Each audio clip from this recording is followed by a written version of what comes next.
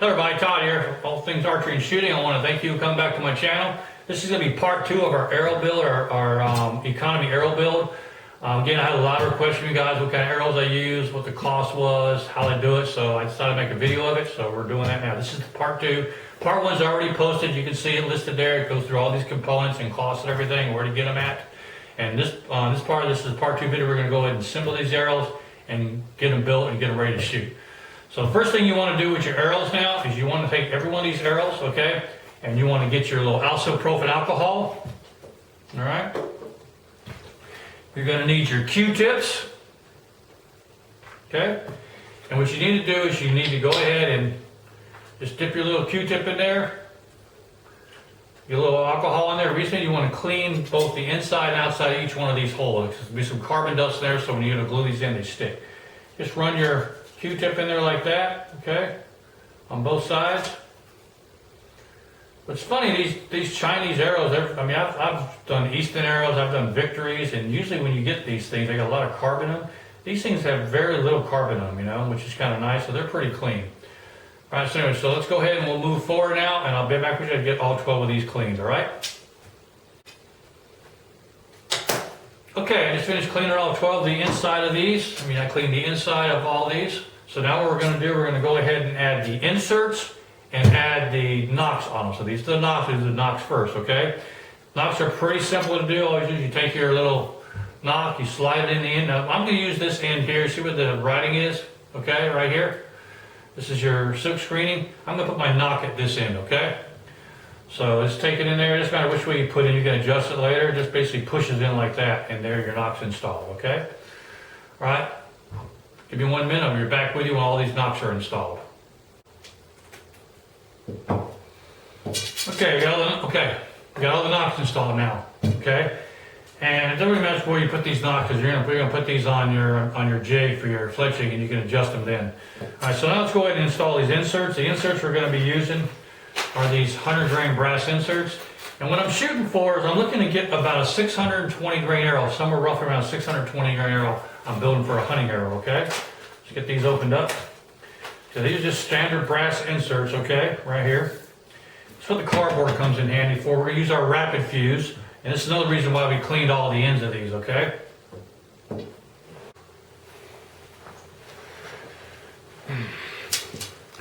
Okay, we'll go ahead and do the inserts now. This is going to be a little bit careful when you're doing these inserts, because you don't want to get too much glue on there, and you don't want to get not enough glue either. All right, this is where your cardboard comes in handy. So what I do is I just barely put the insert in like this, okay? I take my rapid fuse, which is this here.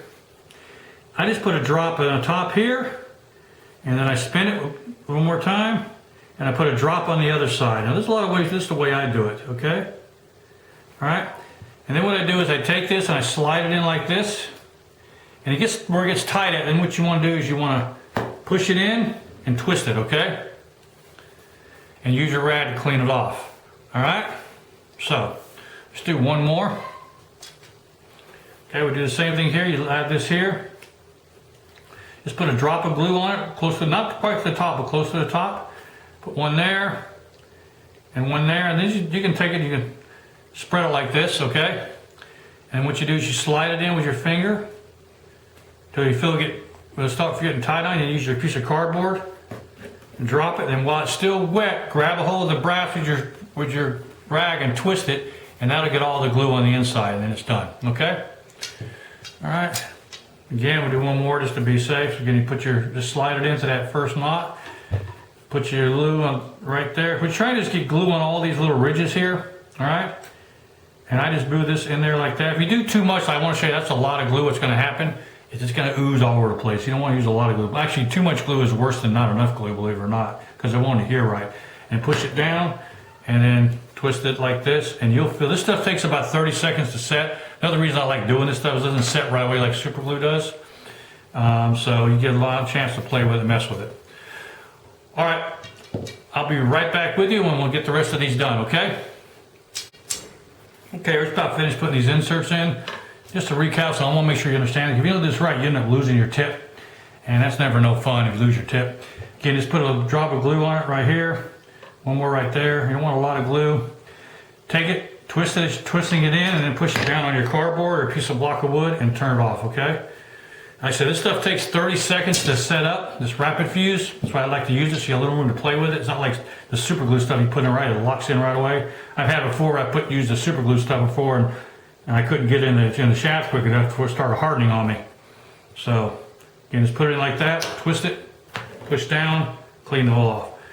Also, what I like about this stuff too that I've noticed, this rapid fuse, very important. You can actually heat this, put an insert, not an insert, but a point on this, like a metal target point. I use a flat point and heat the flat point up. That'll heat up the brass insert. That way you can pull it from the carbon shaft without damaging the carbon shaft, which is kind of neat. Again, rapid fuse, good stuff, all right?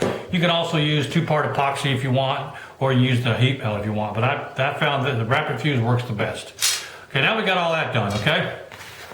Get this out of the way, okay?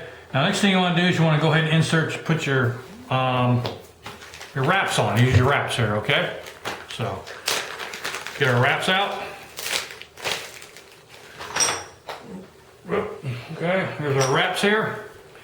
As you can see, these are highly reflective white on there, and they're also the black and orange color scheme that I want, okay?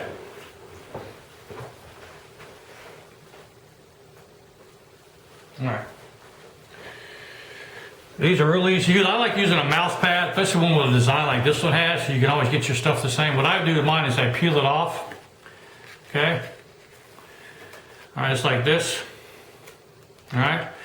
Doesn't really matter which way you want to put these on. This is my bottom for my shaft, and this would be the top.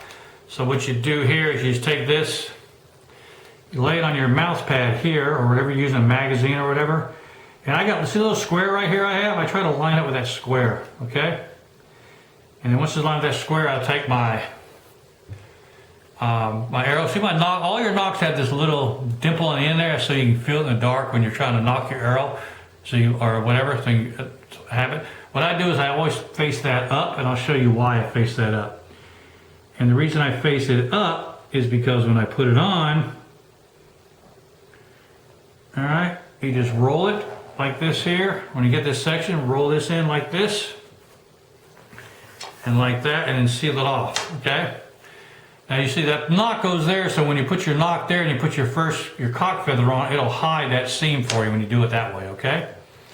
All right, also, if you notice, I didn't put it all the way to the top, see here? Some people like to put their stuff, well, I don't like to do that because the reason being, because if you put it to the top and get water underneath there and moisture and stuff, it'll start peeling off on you, and it just becomes a pain. You put it down a little bit, it seals better and keeps it more waterproof, all right? So that's the first one, okay? And you're set. Now let's do another one. Same way. Lay it on your little mouse pad or magazine, whatever you're using. Take your next arrow, okay? Line that little divot right there, a little point there, and roll it on. Peel this off like this, and roll it closed, okay? All right. All right, hang tough. I'll get the rest of these done, and then we'll come back and we'll continue on with the build, okay? Okay, now we're going to go ahead and see if this arrow comes in where it's supposed to be at. I want about a 620 grain arrow, roughly. So, remember, we started with a 100 grain brass insert, a 395 grain shaft, and we got our arrow wraps and our nocks. This is all without the fletching zone, of course. So now we're going to go ahead and add our 100 grain point on it, okay? Here's our 100 grain point right here, as you can see, 100 grain point. Okay, that's in there. Now let's lay it on this scale here and see. We go. Need to tear that out again. It's kind of off a little bit. There we go. Zeroed out. Let's lay it on there. Okay. Come on. There you go. 605 grains. We're going to get to 620 grains. I don't know. It's going to be close. Let's start adding our feathers to it. There's 1, 2. And 3. Bingo, 615 grains. By the time we get our glue on these feathers onto the shaft, we'll be right at 620 grains. Okay, let's head out to the shop there and start gluing these arrows on. Okay, as you can see, I've got 3 fletching jigs set up here. They're all the same ones. I think these are the Martin fletching jigs. These run about $40 for each jig. I got one set up with a 3-degree offset right helical, 3-degree offset with a left helical, and a straight one, okay? So we're going to do it with the right helical. And speaking of that, if you're going to do right helical, you're going to need right helical feathers. Now the way you tell if you got a right helical or a left helical, if you look at your feather, okay, and you face the feather of the quill away from you, as you can see the feather turns to the right. That means it's a right wing feather, okay? Same thing here, you face the feather away from you, that is a right wing feather because the quill is moving to the right, okay? See, I have all of my fletching jigs set up. You've got your jig and then you've got your clamp, okay? This first one is a helical right wing clamp. That's a helical left wing clamp, and that's a straight helical clamp. Now I do have these set for a 3-degree offset. That means I've got this adjusted 3 degrees off center. This first one, so it's a 3-degree right helical setup. Again, the left helical 3-degree, and then you're straight. Okay. Now the way this works, if you look on your look on your jigs, you have marks on these jigs here. That's your starting point. Okay. Let me scroll down real quick so you can see that really quick. Okay. All right, come on back. There you go. It's kind of hard to see on these jigs, but I'll try to show it to you best I can. Okay, here we go. There. You see these notches right here? You've got these notches here, okay? Since this is a right wing, it's on the far right notch, and I got a 3-degree offset. So that's where your starting point's going to be. That's if you're doing a right wing, that's if you're doing center, that's if you're doing left wing, okay? So right now it's set for right wing, notch there, okay? That's what them notch marks are for. All right, bring it. Okay, next thing you want to do is you want to go ahead and insert your shaft. Now your shaft and your nock has different points on. Like this one has a little point here. And what I do with this, take a little tool, just twist it, and I try to line up that line right there.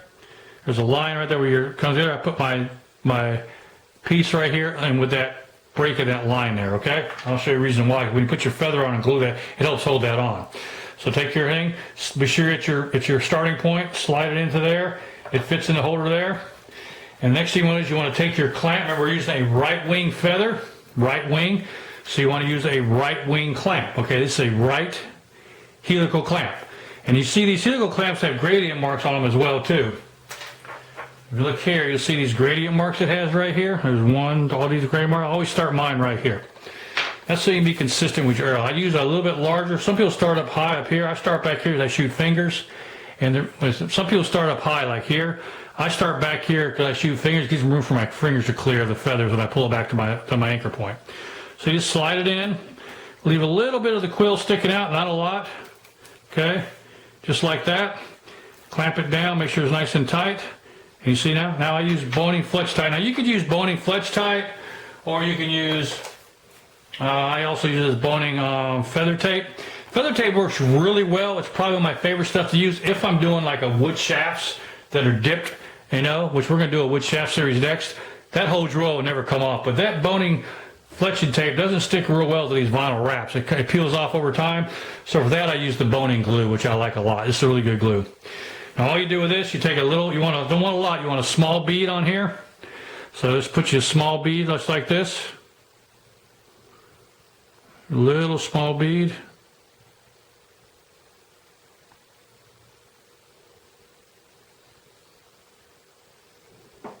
You don't want too much on there. And try not to get it on your clamp. Now that small bead in there, you take this and your clamp right here, you want to set this bottom in against your bottom of your clamp there.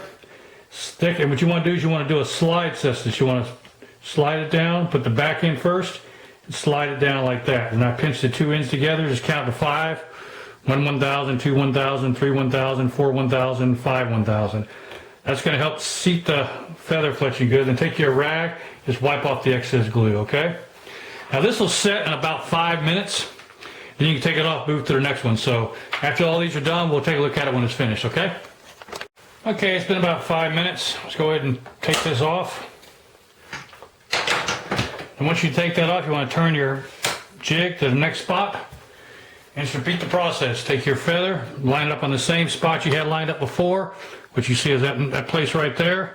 Drop it in. Okay. I always test before I put glue on, make sure it's lined up the same, that is. Okay. And same thing, you want to take a little bit of glue and you want one little bead of glue.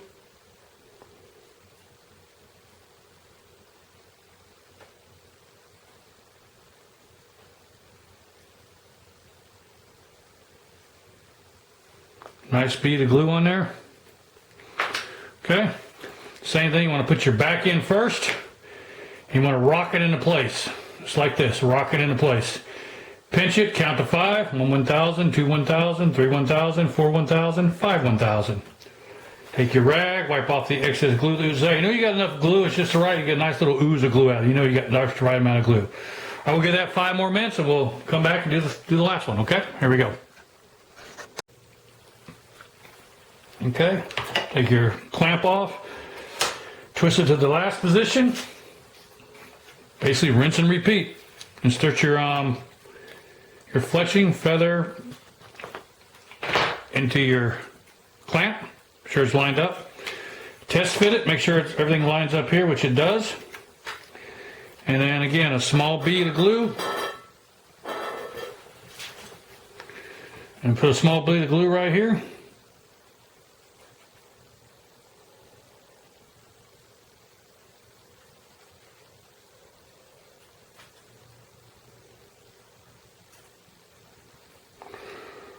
Okay. And again, you want to rock it into place.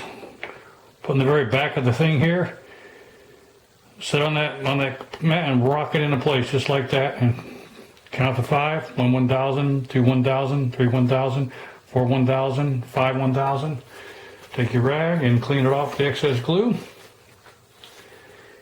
Give it 5 more minutes and it'll be done. We'll get back with you in a minute. Okay. Now we got that done. That's all 3 fletchings done. Just take it off, pull it out. Be sure to advance to your dart again. As you can see, they're all on there. And I'm going to show you a trick too. What I do with all my fletchings, I take my glue. Okay. I just put a dot of glue, so you can watch, on the very edge of each of these feathers. One here, one here, one here. Also on the top, one there, and one there. And the reason I do that, put this glue away. The reason I do that is because it goes through like a target back or something, won't peel those feathers off. Now if you look at it, that is called a 3-degree offset helical fletch. See that? 3-degree helical fletching. You see how the fletchings are helical on there twisting? So when the arrow flies, it'll twist, okay? Okay everybody, that's the completed arrow shaft. As you can see, it looks really nice. You look at the shaft itself, you can see the helical twist to it as it turns off the arrow. We got this way too, let me see it better this way. You can see the helical twist to it right there, all right? And our total weight, let's measure our total weight, comes in at